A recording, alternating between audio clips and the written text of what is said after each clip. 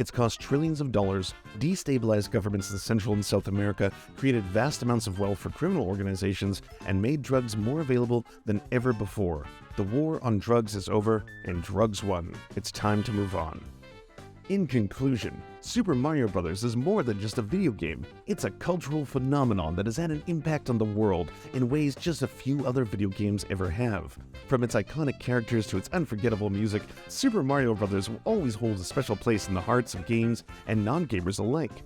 So let's all raise a toast to Mario, Luigi, Toad, Waluigi, obviously, and the rest of the gang. And here's to many more years of Super Mario magic and Maragic. Waluigi? Waluigi watches me while I sleep.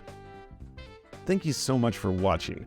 If you can, please do a Waluigi right now and hit the bell icon, the thumbs up, do a comment, and then, as Waluigi would do, leave a copy of this video in every single corner of the internet on every social media ever, because Oh, it's a me, Waluigi.